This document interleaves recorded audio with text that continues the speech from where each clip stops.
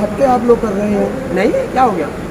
एक संसद चल रही, दूसरी संसद लगा दी। अगर किसान अपनी बात को संसद कह दे, अपनी पंचायत को संसद कह दे, तो उसमें क्या दिक्कत है?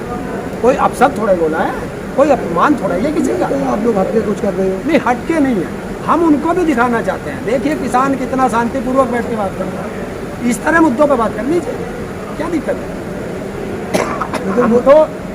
हम तो ये कहना चाहते हैं कि जो भारत की पार्लियामेंट है वो लाइव दिखाती है, और इधर किसान की संसद चल रही है, दोनों को लाइव दिखाओ ना, देश की जनता को पता चलेगा किसानों के मुद्दे क्या हैं, किसान क्यों इतना 8 महीने से सड़कों पे पड़ा है। गर्मी सर्दी गई, गर्मी गई, बरसात आ गई।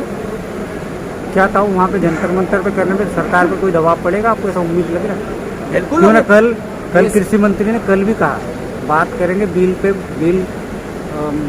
रद्द नहीं होगा, लेकिन बात करेंगे, कल भी कहा। देखिए, ना तो हम सरकार से ये कहने गए कि आप हमसे बात करें ना करें, हम अपनी बात अपनी संसद में, किसान संसद में रखने गए हमारे दोस्तों।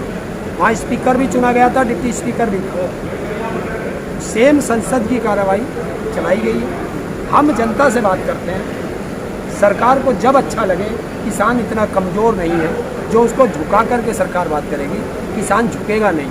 कुछ विपक्ष का भी सहयोग आपको मिलने वाला है। अच्छी बात है। विपक्ष का काम क्या है? विपक्ष का काम है कि जो जनता के मुद्दे हैं उनको संसद में उठाना, जो सरकार की नाकामी है उनको संसद में उठाना, यही तो विपक्ष का काम है। और ताऊ अभी परसों जो है ममता बनर्जी ने बड़ी रैली की थी, उन्होंने किसानों के भी मुद्दे उठाए, और दिल्ली भी आ रही है। और मोदी जी पे बहुत जोरदार उन्होंने जो फ़ोन टैपिंग के मामले में किसान के मुद्दे को घेरा उन्होंने, तो उनके बारे में क्या बोल? देखिए, फ़ोन टैपिंग का मामला बिल्कुल सीधा है। किसी के घर में चोरी हुई, वो थाने गया कि दरोगा जी मेरी रिपोर्ट लिख लीजिए। दरोगा कहता है जाते कि भाई चोरी हमने तो की नहीं। तो क्या है इसका मतलब? जितने भी विपक्ष के नेता हैं सबने यही तो कहा कि फ़ोन टैपिंग हुई, इसकी जांच होनी चाहिए। हैं?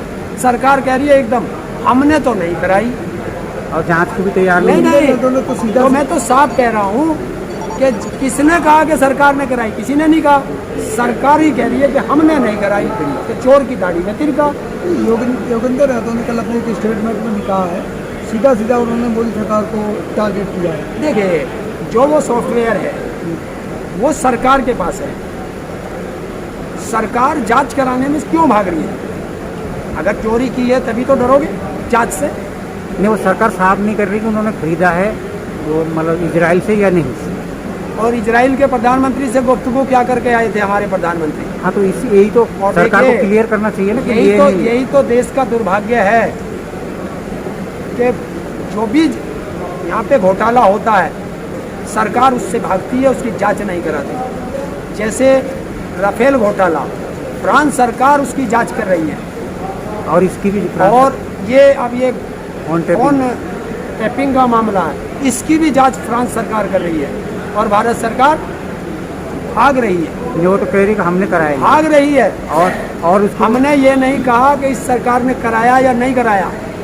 हमने कहा है अगर ये कराया गया है तो भारतीय सुरक्षा के दृष्टि से बहुत खतरनाक है, और नहीं कराया गया है तो जिन नेताओं ने सरकार पर इल्ज़ाम लगाए हैं वो सार्वजनिक रूप से माफ़ी मांगेंगे। आप जांच करा लीजिए, इसमें क्या दिक्कत है? पहले जो प्रधानमंत्री होते थे, कोई विशेष मुद्दा होता था तो प्रेस कॉन्फ्रेंस करते थे, अब तो कोई प्रेस कॉन्फ्रेंस होती नहीं प्रधानमंत्री की तरफ से। कैसे करें? आज तक की है? वही तो बता रहा हूँ। देखिए, प्रेस से डर के भागते हैं। वो कराते भी हैं तो अपने कुछ जैसा अक्षय कुमार, आज ये तो एक दिखावटी है, इसको कहना बार बार अच्छा नहीं है। ये प्रधानमंत्री की हिम्मत नहीं है कि प्रेस के सवालों का जवाब दें। वो तो कहते हम बहुत ताकतवर हैं। क्या वैसे भी प्रेस रही नहीं, अब तो कुछ गिने चुने लोग रह गए हैं, वरना तो सारी मीडिया सरकार की बंधुआ मजदूर हो गई है, गुलाम हो गई है। देखिए, मन की बात तो हो जाती है कभी, मन की बात तो हो जाती है। अरे मन की बात तो करते हो, कभी जन की बात भी सुनो। लेकिन ताऊ फिर इतना करने के बाद भी लोगों को समझ में नहीं आता कि प्रधानमंत्री हमारे सवाल का जवाब नहीं देते। मतलब प्रेस कॉन्फ्रेंस का मतलब यही होता है ना। हाँ, वो अच्छी बात है, तो क्यों नहीं समझ में आता कि जितना भी चाटुकार मीडिया है, एक नाकारा व्यक्ति को अच्छा बनाने के लिए देश का पैसा उसी पे तो बर्बाद हो रहा है। सारे मीडिया हाउस, सारे प्रिंट मीडिया, एक आध को छोड़ दो, सबको जो एडवर्टाइजमेंट जा रहा है, आपने देखा है 15 तारीख को देश का प्रधानमंत्री बनारस में एक उसका 45.5 करोड़ की एक उसका उद्घाटन करके आए थे और 16 तारीख को वो गिर गया। रुद्राक्ष हॉल, है रुद्राक्ष हॉल। तो क्या है ये? तो कितना भ्रष्टाचार है।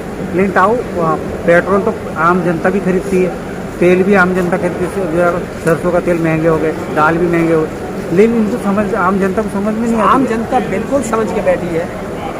जनता घबराती है क्योंकि इन्होंने जनता के अंदर डर पैदा कर दिया कि जो भी सड़क पे आएगा उसे देशद्रोही कहेंगे। तो इतना अब जनता सिर्फ ये इंतजार कर रही है कि कब हमारे यहाँ चुनाव आए और कब इनके खिलाफ बटन दबे और कब इनसे निजात मिले।